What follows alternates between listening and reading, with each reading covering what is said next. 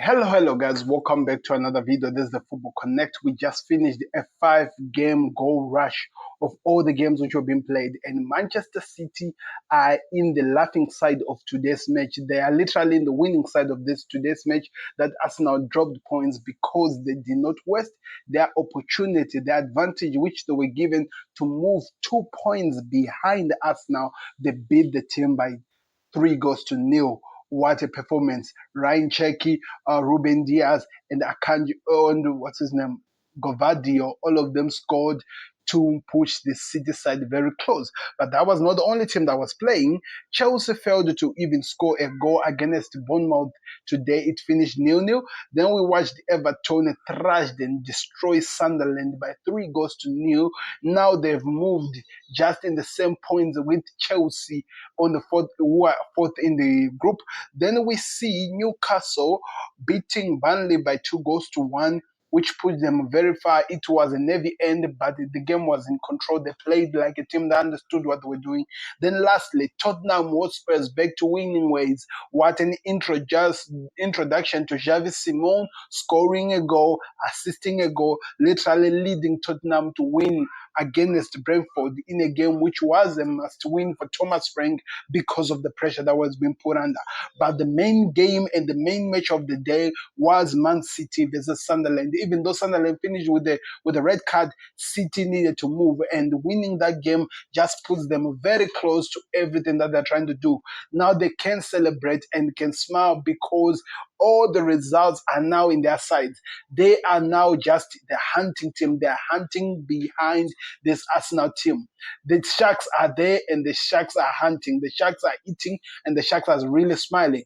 People were making fun, and the Arsenal fans were making fun of their Sharks. But after Aston Villa destroyed them, beat them unexpectedly, allowed them not to even breathe in their game, and getting the 3 points just opened a door for the Sharks to show what they can do. Now it is now mind game. It's now mind games that are playing in this December time, because what happens with these mind games is we are looking at a City that have done this for a whole lot of time, knows how to win, knows how to put pressure on the team that they're behind, and they have an opportunity to take advantages of what has been opened against a team against a team in Arsenal who are trying to build. Yes, they're a strong team. Yes, they're playing good games. Yes, they just look so exciting the way they're playing. They just know what they're doing. But they are now dealing with a team that knows how to deal with it, that knows how to get the job done when an opportunity opens itself. And this, for everyone who's watching,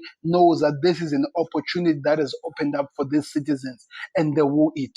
So let me hear your thoughts in the comment section. Like the video, subscribe to Connect. Let's continue as we talk about all the games which are played. Manchester City knew that they needed to win. Man City knew that the pressure was now against Arsenal, and they knew that if they did the job well, if they played the job well done, they were going to get something at the end of the day. And by what they did, with how they approached the game, with how they were able to put the pressure to actually hit this team on the counter and not allow them to breathe and take advantages of the points and the spaces which were given, and at the end of the day are in the smiling side, are actually happy with how the game ended up. This will help them to rise to the occasion. This will help them to actually keep pushing forward. This will help them to take advantages of the mistakes that Arsenal did make. Ryan Cherky was on top of his game today, showed why he is one of the best, played so well, helping City going forward with that Rabona assist to Phil Foden to make the game 3-0 against the team that they were playing with, which is Sunderland. There were so many chances because it was a 64% dominance of Man City over 36% of Sunderland. 2.31 was the XG that was dealing with this other team. So it means it was easy for City to do so. 18 shots at goal, 6 on target, 3 big chances, 3 goals converted, which allowed them to move at very, very close to the top spot, and now they just have to wait. What they just need to do is to wait and see, because everything, as you wait, as you watch, it will make sense, and they will be given an opportunity to go ahead. So I want to hear your thoughts in the comment section. What did you think of the performance? What did you think of the movement of this team moving closer to where they are now? What did you think of what's going to happen going forward? Because now City are just going to be watching. And one thing about City that they're very good at, when they're hunting, they just know how to take it easy and just watch, because they know how to take advantages of the opportunities that are there.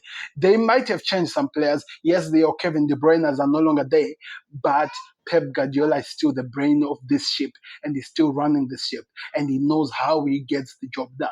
So an exciting time for the Citizen, a well-deserved victory, a red card in a crazy tackle which was done in the end, which almost just break another man's leg for Sunderland. So it was a well-deserved red card, and that is how the game actually comes to an end. Chelsea, on the other hand, they were actually in trouble. The people who watch the game can actually tell you that Chelsea survived. Chelsea survived. So many chances which were scored by Brighton, Bournemouth, which, by the way, were actually refused as goals. They scored so many chances. We have to tell you that Robert Sanchez was actually the man of the match of this game.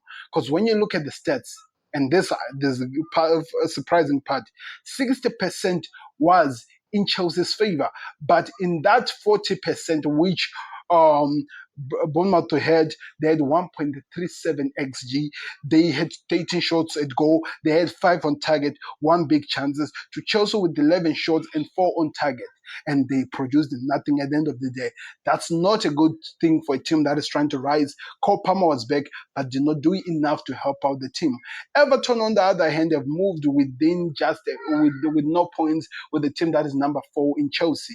They played so well. They scored the important goals. Did not really dominate the game, but they knew how to take advantages of the opportunity. 42%, yet they had 11 shots at goal, 5 on target, and 1 big chances. Scored 3 goals. What a good return. An XG of 1.08. So that puts them very, very close to where they want to be, and that helps them to actually keep putting the pressure. Then we look at Newcastle versus Burnley in a game which an early red card was given because of a mistake. And let us all be honest, this was a mistake by a player of what is the team? What is the name of this team? An error. He took out a player when he was running at goal, and it was a well-deserved red card. Gordon scored a goal. Gemara scored another goal to make it 2-0. And at the end of the day, in a later 94 minutes goal was scored by Burnley, but it was too late. A one-man down also was costing them. So they won the game, well-deserved, and now they move on to the other one. Tottenham Hotspurs back to winning well. A game which was very, very, very vocal. People needed to see a rise from Thomas Frank's boys, and a rise to exactly what they showed the world. This was a very, very demanding game. They had to show it on the line, put so much pressure, attack. Xavi Simon was literally we literally saw the best of Xavi Simon for the first time in this game. He was very, very important in terms of how he took advantages of the spaces going forward, taking advantages, hurting this team, and winning the game. And that's all that they needed. He scored a goal and assisted a goal. So he leaves as the man of the match of this game, a well-deserved one, and a clean sheet in a long period of time, something that Tottenham Hotspurs needed. Last time when they were leaving that pitch, they were building the pitch. But today they live as heroes, being celebrated for their performance because they pick up a victory, and a well-deserved and a well-needed victory by the manager of Tottenham Hotspurs. Let me know your thoughts in the comment section. What did you think of the performance of the games, and what are you expecting to see going forward? I am excited, and I cannot wait to see what happens. Like the video, subscribe to connect, as we are about to watch Liverpool versus the Leeds, the last game of the day, and I'm curious to see how the game goes. Some serious changes from Arne Slot. Eketike back into the game. We saw Gomez dropped because he has an injury. Conor Bradley is back, and Kirkers is back into the day game. Florian Wirtz retain his position, Gakpo on that left side, and we see Soboslai playing at that right side. So it's going to be an exciting time. I cannot wait to see the performance of this Reds playing against Leeds at Ellen Road. Is it? That's where it is? I think so. Let's watch the game. Like the vid, subscribe to Connect, and I'm out. Peace. Subscribe to the Connect.